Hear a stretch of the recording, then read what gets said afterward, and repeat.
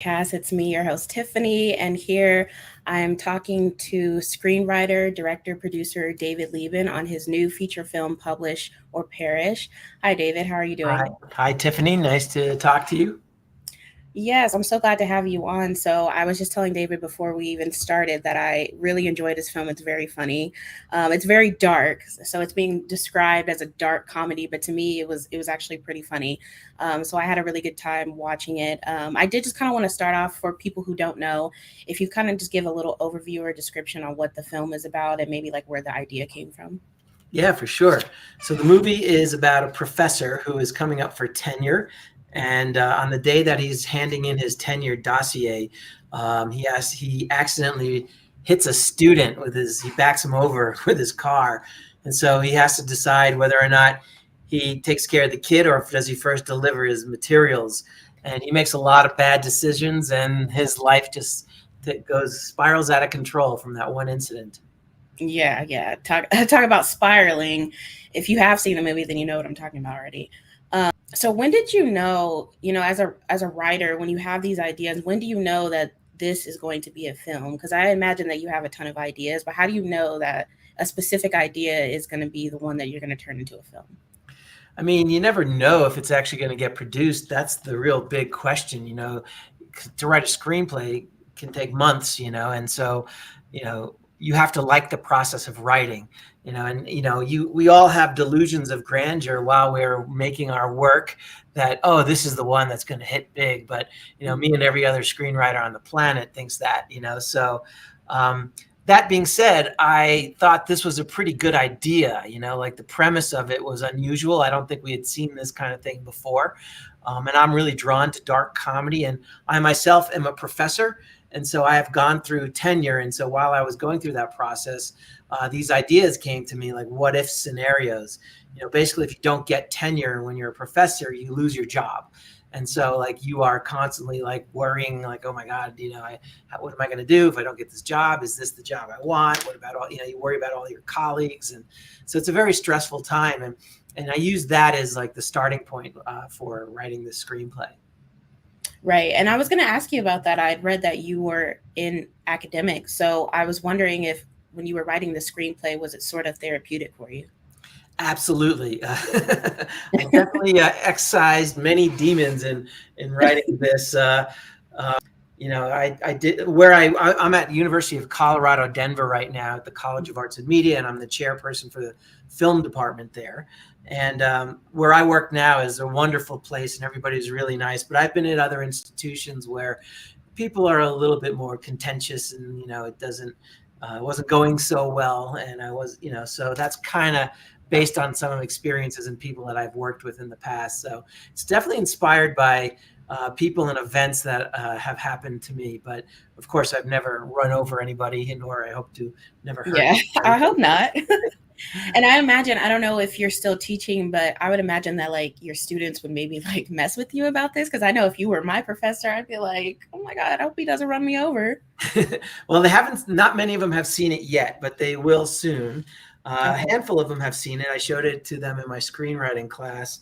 Mhm. But students, yeah, they're not shy when it comes to messing with their professors, and Right. I have a pretty lax relationship with most of them, and so they feel free to kind of poke fun, and I do the same. So, Yeah. And how were you able to balance that being a professor and also being a filmmaker? well, it's a good question because when I mean, as my job is a full-time job, but part of my responsibilities as a professor is that the way they break down your role is that 40% of your job is teaching, 40% is creative or research, and 20% is service to the college. So that 40% of creative research I use to make films and write Mhm. screenplays and that sort of thing. But when I got funded for the movie, when I met my partner, Jonathan Miller, he, we raised the money, so I was able to, take a leave of absence to actually shoot the movie. So that was, a godsend that I was able to, devote 100% of my attention to the movie because I don't know if you can't really make a feature film and do anything else really. It's like Yeah. completely encompassing. Yeah, and then as I was saying earlier, so this film is being described as a dark comedy, and I find that I feel like that can be challenging when you're doing a film to try to implement comedy and drama, but still keep it to where maybe it's not too silly, but maybe it's not too dramatic. So how do you know when one is maybe overtaking the other? I mean, I went into it thinking, I mean, I like dark comedies, right? Mhm. And so it's a drama that has really absurdist moments in it, like the way our lead behaves is not acceptable, right? And so Yeah. it's so over the top that it's funny. And so, I mean, that's just who I am as a person. This makes me laugh. When I'm writing it, I thought this was funny. I am drawn to movies that, are dark comedies. Like I like Quentin Tarantino's films. I like the Coen brothers movies. All those movies are dark, not all of them, but those are dark comedies. And those are people that have succeeded in, having like terrible things happen while we're still laughing. Like I'm not comparing myself to Tarantino in any way, but if you look at a movie like Pulp Fiction, here we have these two hitmen and they're going about their day and the things that they say and do are funny Mhm. until you see them actually murdering people. That's not as funny, but we've already been presented they've been presented in a way that we like them. We don't really know what their job is. We know they're kind of criminals, but we don't know what they are. And then when we see what they're doing, we're already invested in them as people. And so then it kind of opens the door for us to see them in a different way. And so that's kind of, where my mind went when I was, trying to develop these characters. Yeah, and I feel like it's so interesting that, at least for me as a viewer, I feel like watching Jim, even though he's killed people, like you still like him. Like you're still kind of like rooting for him a little bit. You still want him to get tenure. You still want things to work out for them. How do you write that? How do you write that to where a character is killing people or doing bad things, but you're still making them likable? So that's a good question because that is the plan, like so there, in screenwriting, there's this phrase from a book that somebody wrote called "Save the Cat," right? And so, in which you give your protagonist or an anti-hero something about them that you find endearing, like saving a cat. In my situation, you see him loving his daughter. He's worrying, like she's putting in a nose ring, and he's like, "Oh my God, don't hurt you!" And he kisses her goodbye, and he clearly loves his daughter. And then he's got his lovely relationship with his wife, and they clearly love each other. And so you see this really nice side of him. And he gets propositioned by a student. He rejects it immediately, like it's not so like he seems to have certain degree of morals. So we like his behavior until we don't, And so like what's interesting though, I have a son who's 13. When I showed him the movie and he asked the question, why do we like this guy who's doing all these terrible things, but we really don't like the dean who really hasn't done anything wrong other than he's a jerk, Mm-hmm. And so that's success in my mind as far as like, telling my story, Yeah. that was very gratifying to hear. Yeah, and your son is only 13 and he recognized that. Yes. Yes. Exactly. Yeah, and then so Timothy McCracken, am I saying his name right? Yes. Who plays Jim in the film? I felt like he was such a perfect fit for this role. I just think he plays into the dry humor so well, and that was a big part of why it was so funny to me. How did that relationship come about? Did you know him prior to filming, or was this kind of just when you met him during casting? So Tim and I am, first of all, I'm a huge fan of Timothy McCracken. Friendly word, it's Tim when you get to know him. His on screen is Timothy, but Tim is wildly talented and well trained, and just gives his all and really becomes the character. And so I worked with the way I met him is I am the chairman of the film department, and so I had hired him to teach acting several years ago, and so that's how I met him. And then my last feature film is called A Feral World. And so I had cast him to be a villain in that movie. And that was a much lower budget movie. And I still like the movie, and it's out in the world if people want to see it. But it's a much, more dark kind of show. It's not funny really. But I got to meet him, and he's really a lovely man and so versatile in what he can do. And so when I was writing this, I kind of imagined him in that role. He's about my age. And he understands academia because he's been a teacher and he is a teacher.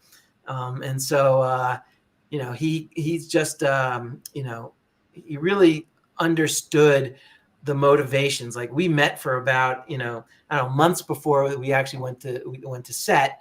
And, he had tons of questions, like he asked things that I hadn't really thought about. Like he really delved into the character. Why is he doing this? And then that would impact his delivery on things. And so he really went to the next level on this. He's terrific in this. He really nailed it. Yeah, he did such a good job. He was so funny. So funny. Agreed. Yes. And so when you were writing this, was there any point that you thought, hey, maybe I could play this role? I'm not an actor. That I would say though that the voice of Jim is definitely the voice that lives inside my head. Mm-hmm. So I mean, I would never make the decisions that he did, but Yeah. the thoughts would cross my mind, right? Mm-hmm. you Yeah. know, and so I'm not. I have no interest in being an actor. That's not my suit. I'm more of a writer director. That's what I feel best at. I don't like seeing myself on camera, and I'm not trained to be an actor. So I'll let the pros do that. I am in awe of actors, honestly, that know what they're doing. And Tim did this other thing, which I thought was really generous and also showed you how much of a professional he was, because we would get the take, get a couple of different versions of it, and I say, okay, let's move on. Let's get the next setup. And then he'd say, David, can't we just try something a little bit different? And what he's telling me there is that he doesn't own a particular performance, right? He's telling me that I want to give you options because he understands the filmmaking process. So like maybe I did this, but it might be funny if I did this. Mm-hmm. And that kind of freedom it's very freeing for a director when somebody because I don't want to hurt his feelings or anyone's feelings when we're making the movies, Yeah. and so like when you give somebody an adjustment, you're like, could you do it like this? Or, you give them something that they can work with to try to adjust the performance. And by him doing that freed us up to try different things to the point where he was so respectful and so fun to work with that the entire crew loved this guy. Right. And so when, we were exhausted, 13 hours in, and Tim wanted to do another take, everybody's drop what they're doing, we'll do another take. Cause we loved Tim so much that we wanted him to, give him that opportunity to do his craft. Yeah, that was sort of my next question. I wanted to kind of know if there was any room for him to go off script. And if so, did any of that make it into the film? I mean, there wasn't a lot of ad-libbing. It's pretty much the way the script is, aside from maybe the words got jumbled in their mouth and they adjusted the sentences here and there. Or can I say it like this instead of like that? But the script is pretty much as it was written, more or less. And, some of the actions that I imagined in my head when I was writing, it didn't work when we got to the set. So we would, adjust things accordingly. But, they say that, when you write a screenplay, there's 3 phases of writing. You write the screenplay, that's the first draft. You shoot the film, that's the second draft, and then you edit the film, and that's the final draft. And so it changes throughout the whole process. And so by, I guess, the final draft and you watching it, what did it turn out the way that you thought it was in your head? Yeah, I mean, I've lived with it for so long, and my editor Justin Lewis, he did the lion's share of the edit, but I would be in there to kind of fine tune it, and so we worked together pretty closely. I would say yes. It's a lot like I imagined in my head, and even better. And that's because you can't really imagine how a performer is going to bring it to life. So it's one thing in my head, but when I see the performers do it, I'm like, oh, that's good. I didn't, that kind of, so in some ways it's better. In other ways, we had a very tight shooting schedule. So, I wish I had a little bit more time, but, I had a great DP and a production designer who really brought the whole thing together as far as the look of it. So, we planned it out really well. So it all kind of went as I imagined it mostly. Yeah.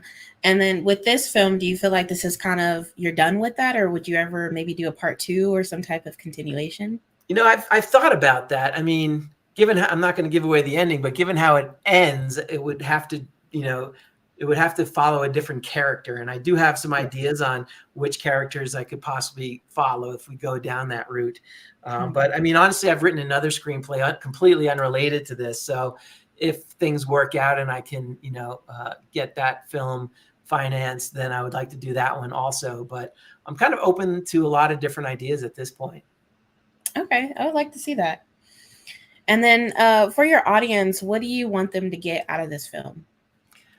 I want them to be entertained, like that. I don't really make films to send a message to try to, I like that there are movies out there that are about social justice and, things like that. But that's not what this movie is. This movie is purely entertainment, right? Mm-hmm. So what I want people to walk away with is like they had a memorable, good laugh, and they were engaged in the characters, and it's a movie that they can talk about and try to piece together, because there's a lot of moving parts that kind of all come together really nicely. So that's kind of my main thing, is that I really hope that they laugh and gasp in all the right places. Yeah. And then I've heard that this film has been played at a bunch of different festivals. So what's the next film festival this will be playing at? So let's see. The next film festival is at the Studio City Film Festival in Studio City, California. And that happens on September 7th. And then after that, it's going to be at the Richmond International Film and Music Festival. So that's in Richmond, Virginia at the end of September. But it's coming to the end of the festival run. We were probably in about 15 film festivals overall. And so we did pretty well. Yeah, that sounds really good. Yeah. And then when they're screening at film festivals, are you there watching it with the audience, or are you like looking to see how people are reacting? Yeah, there's only one festival where I couldn't be in the room because the venue was not, they screwed up the screening, the audio was terrible, the picture, I couldn't even be in the room with it. Aside from that, I love to be in the audience and watching the people to see, like, yeah, I know, oh, here comes the part, here comes the part. Yeah. So that is very fun for me, because that's, obviously I'm not watching the movie for entertainment's sake. I'm watching it to see what the audience is going to do. Right. And then you mentioned that you were working on a completely different screenplay. So I wanted to ask you if you had any current projects that you're able to discuss or talk about with people. I mean, I could tell you what, I know some people are really secretive about their ideas, but the screenplay's written and I'm hoping to get it made. But the screenplay is about a woman who's in her 20s who is cursed. And all the men that she has sex with die horrible deaths. Oh. So things are going bad for her, and she lost a boyfriend again. And so now she's trying to find a remedy to this situation. And along the way, she befriends a 13-year-old boy, and they have a friendship, kind of a road movie that it turns into, to try to find a remedy to this. Yeah, you really do like dark stuff, huh? I do. That's really dark. This one is actually funnier and less, believe it or not, less dark than Publish or Perish. Oh, it is? Oh yeah. I mean, it's dark, but I mean, Publish or Perish goes to some naughty places. Yeah. And then so for that one, if that gets made into a feature film, is that something that you want to be a part of film festivals as well? Oh yeah. I mean, I would definitely want to get the movie out there and see it in audiences again, for sure. Okay, sounds good. Okay, I'm going to wrap up this interview. I don't want to take too much of your time. But before I go, I did want to ask too, if you have any social media or a website or anything that you want to put out there for people to follow you and to keep up with your projects. Yeah, for sure. So my personal account is called tinyfistfilms.com. And so that's where you can learn about my past work and things that I'm working on. But the movie Publish or Perish, you can follow that. That's publishorperish.movie. So that's where you can find information about this film and where to watch it and that kind of thing. Okay, and it will be available to stream on August 18th, which is soon. That's a few days. So you guys go ahead and watch it. It's a really, really good film, really funny. I definitely laughed out loud with it. And thank you, David, for joining me. I appreciate your time. Thank you so much. I appreciate talking to you. Okay, I hope you have a good day. You too. Okay, bye-bye.